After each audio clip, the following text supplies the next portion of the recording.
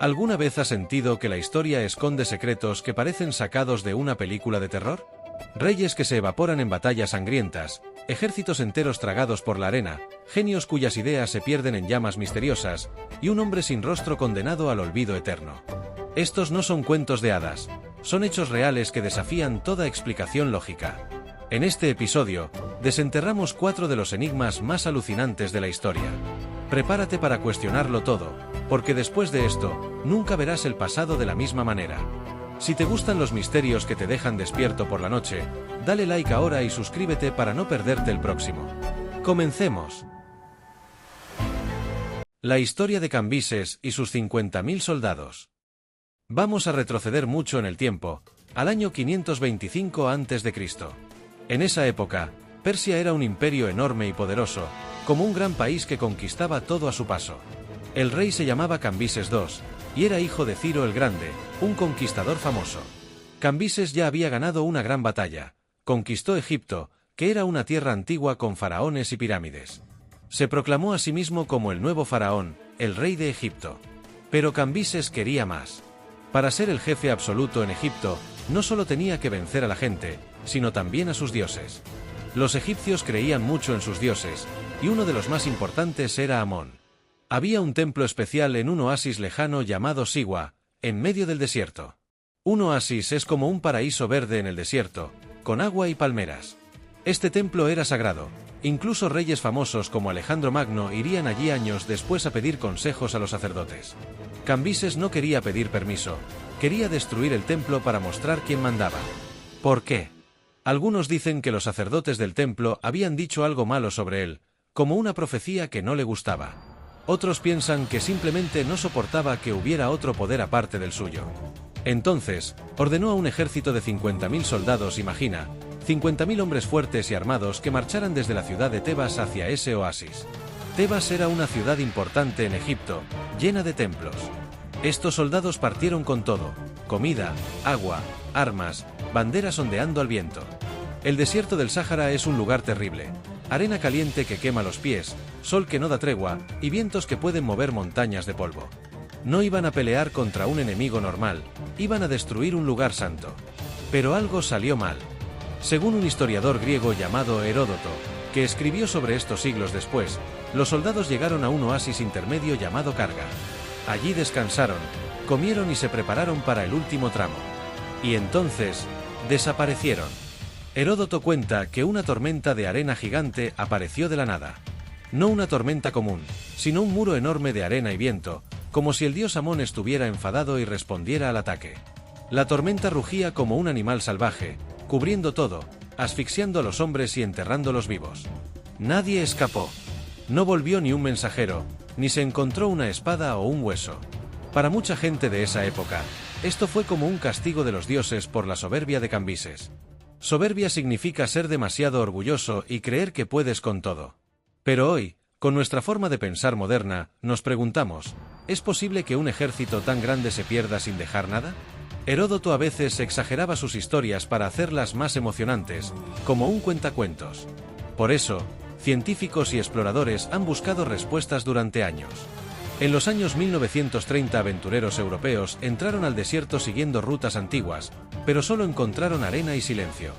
En los 80, usaron aviones y radares para escanear el suelo, pero nada.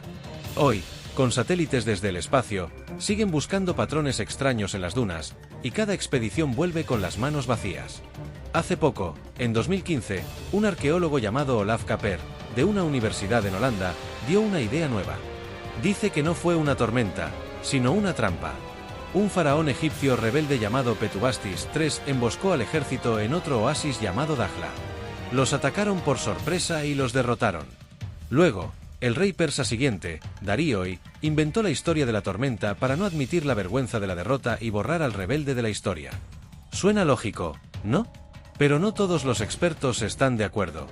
Lo que sí sabemos es que un rey dio una orden, miles de hombres marcharon al desierto, y nunca más se supo de ellos. Es como si la tierra se los hubiera tragado. Un misterio que nos hace pensar en lo pequeño que somos frente a la naturaleza o a los secretos del poder. ¿Tú qué crees? ¿Tormenta de los dioses o una derrota escondida? Cuéntame en los comentarios.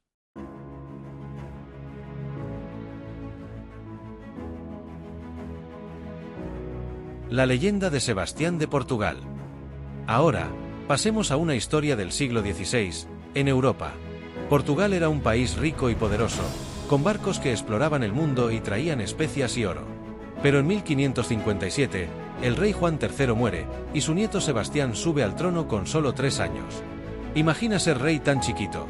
Creció rodeado de sacerdotes jesuitas, que le enseñaban la Biblia y le decían que era un elegido de Dios para luchar contra los enemigos de la fe cristiana. Sebastián creció con esa idea en la cabeza. Quería hacer una gran cruzada, como una guerra santa, contra los musulmanes en África. A los 24 años, en 1578, ignoró a sus consejeros sabios que le decían no vayas, es peligroso. Reunió un ejército de 17.000 hombres, nobles portugueses, soldados de alquiler de Europa y aliados de Marruecos. Cruzaron el mar hacia el norte de África, bajo un sol que quemaba como fuego. Su plan era ayudar a un sultán marroquí amigo, Muhammad al-Mutawakkil, a recuperar su trono contra Abd al-Malik, que tenía el apoyo del gran imperio otomano. Pensaban que sería fácil, pero no. El enemigo tenía más de 70.000 soldados, con cañones modernos y tácticas inteligentes. El 4 de agosto, en un lugar llamado Alcácer Quibir, se dio la batalla. La llaman la Batalla de los Tres Reyes porque 3 reyes murieron allí. Desde el principio, fue un desastre para los portugueses. Un cañonazo mató a un jefe importante, y la caballería marroquí los rodeó como un enjambre de abejas.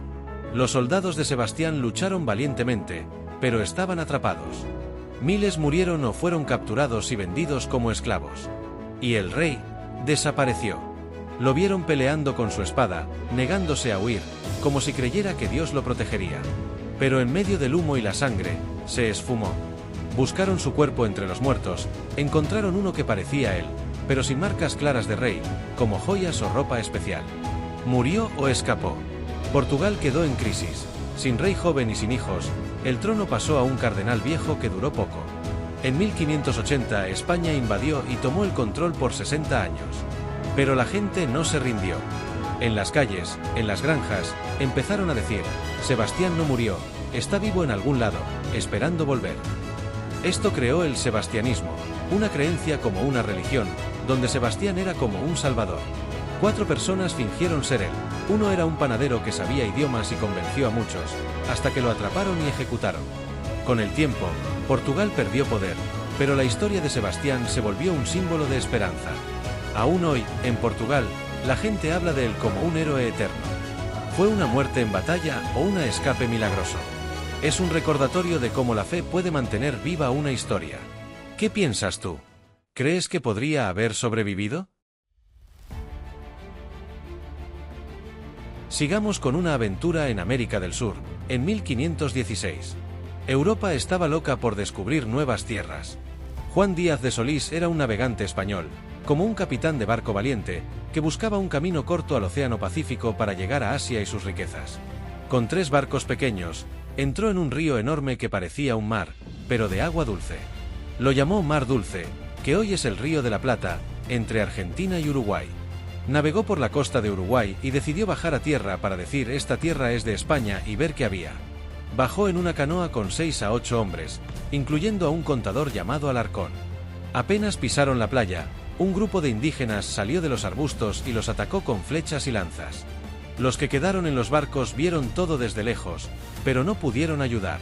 Solís y sus compañeros murieron allí. Pero aquí viene el misterio, ¿dónde exactamente pasó?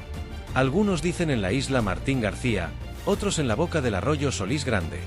Las historias antiguas no son claras. ¿Y quiénes fueron los atacantes? Por años pensaron que eran charrúas, gente nativa de la zona. Pero estudios nuevos dicen que quizás guaraníes o timbúes, por cómo atacaron y las armas.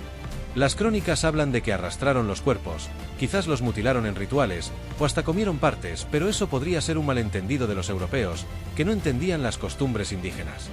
Después, los sobrevivientes huyeron asustados a España. Un chico joven, Francisco del Puerto, quizás se quedó y vivió con los indígenas, pero eso es otro enigma.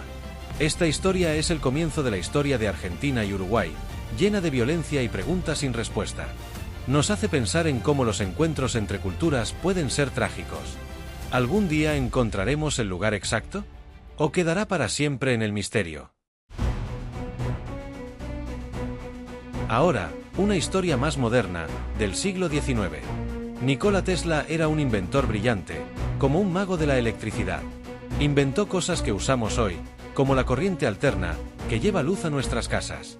Soñaba con energía gratis para todos, sin cables, como magia. Tesla peleó contra Thomas Edison en algo llamado la Guerra de las Corrientes. Ganó, pero no buscaba dinero, solo quería ayudar al mundo.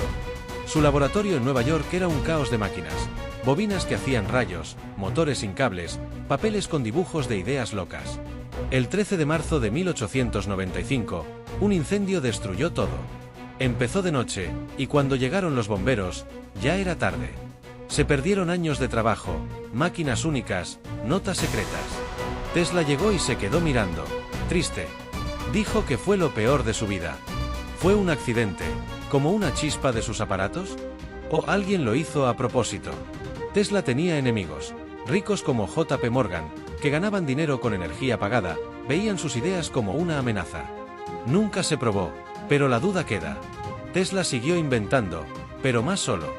Hablaba de rayos para derribar aviones o hablar con Marte. Murió pobre en 1943. El FBI tomó sus papeles, y muchos siguen secretos. ¿Qué se perdió en ese fuego? ¿Ideas que cambiarían el mundo? Un misterio que nos hace pensar en cómo el poder puede apagar la genialidad. Amigos, estos 4 enigmas nos gritan una verdad: la historia no es solo fechas y reyes. Es un rompecabezas roto, lleno de sombras, secretos y preguntas que nos persiguen. Un ejército borrado por arena o traición. Un rey que se niega a morir en el corazón de su pueblo. Un explorador masacrado en la frontera de lo desconocido. Un inventor cuyo sueño ardió, y quizás con él, nuestro futuro. ¿Y si uno de estos misterios se resuelve mañana? ¿Y si el desierto entrega huesos? ¿Y si un documento oculto revela quién era el rey perdido? ¿Y si Tesla tenía razón y alguien lo apagó a propósito? Mientras haya preguntas sin respuesta, seguiremos buscando. Si este vídeo te hizo sentir el peso de la historia, si te dejó con ganas de más, haz esto ahora. Dale like si quieres que sigamos desenterrando verdades ocultas. Comenta abajo, ¿cuál de estos 4 te impactó más? ¿Cuál crees que se resolverá primero? Suscríbete y activa la campanita ya, porque el próximo misterio podría ser aún más grande. Gracias por estar aquí, por creer en estas historias reales que nos hacen humanos. Nos vemos en el siguiente viaje al abismo del pasado.